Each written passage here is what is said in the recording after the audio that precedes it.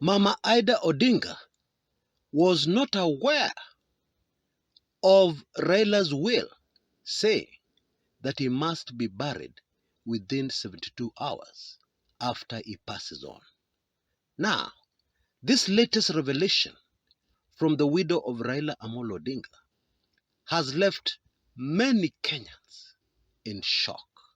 Now, I want us to pay very close attention to the way this information was delivered to Kenyans, because I believe it is very instructive and it tells us a lot about our current politics, and especially how the Raila family is carefully, intricately playing its politics. Mama Ida Odinga was playing host at her current home. People had come to say pole to her over the passing on of her late husband, Raila, and she said many things.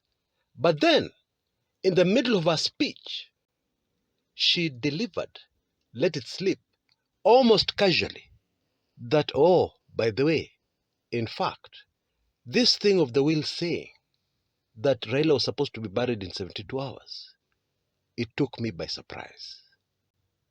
Aye.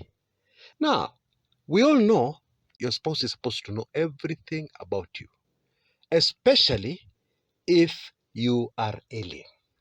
Okay? Maybe a quick personal example can help to emphasize my point here.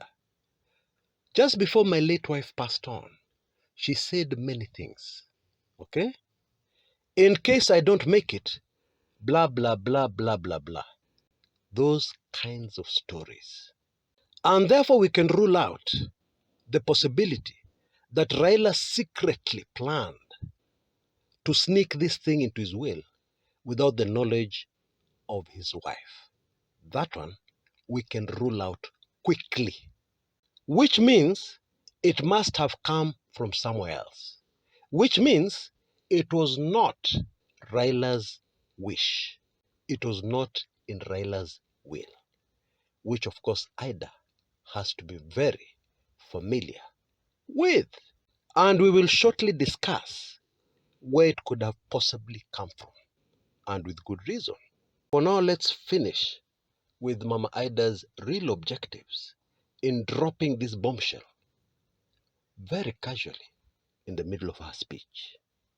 If you're trying to lie to yourself even for a minute that Ida Odinga, the widow of Raila Odinga, is not a politician, please throw that thought out of your mind very quickly, because you're wrong.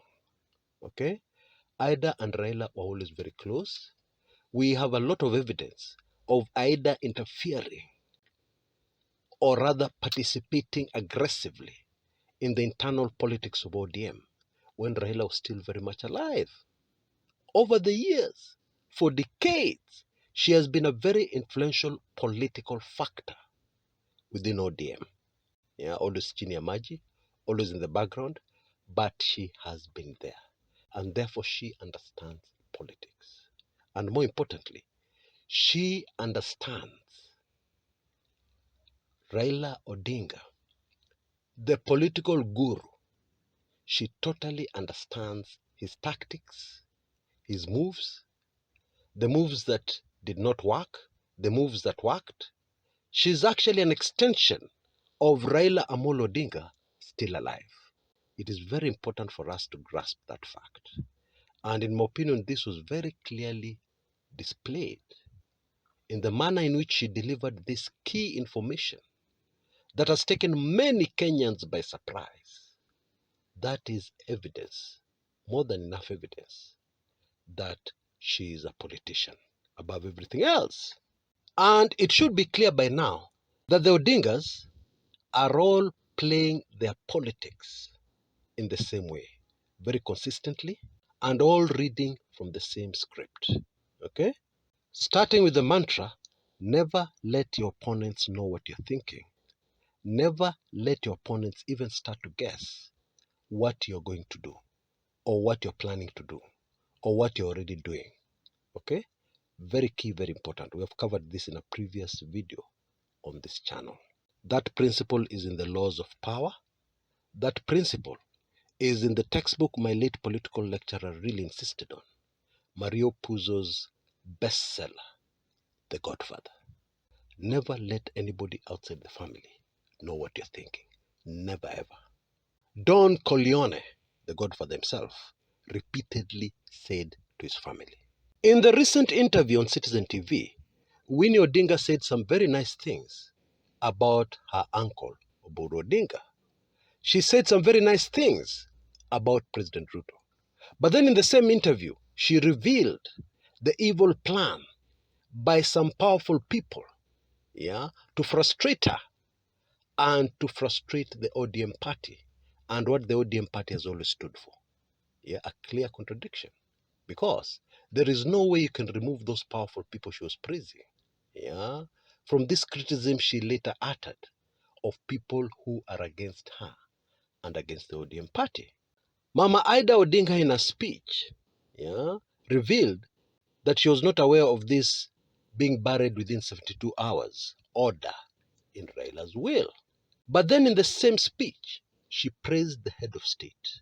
She thanked the head of state for the support to the family. Now, you make your own judgment on that. Isn't that two people from the same family reading from the same script? Or what do you think?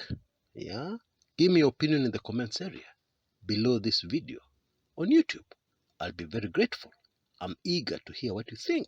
So, what was the objective? Well, there was already a very clear message there. And the message is, we as a family are not in control. We are not in control of some of the factors surrounding the burial of the late Raila Amolo Odinga. In other words, there are people trying to manipulate us. There are people who have manipulated us. Now, just imagine for a minute. How would all those die-hard supporters, die-hard fans of the late Raila Odinga respond to this information? Because we know they were not happy when they were told that Raila had ordered he must be buried within 72 hours. They were very unhappy about that part, allegedly, of Raila's will. They complied, but they complied reluctantly. Shingo upande, as we say in this part of the world. And therefore, how do you think they're going to react when they now discover that actually, even the widow, somebody who was so close to the late Raila, was not aware of it?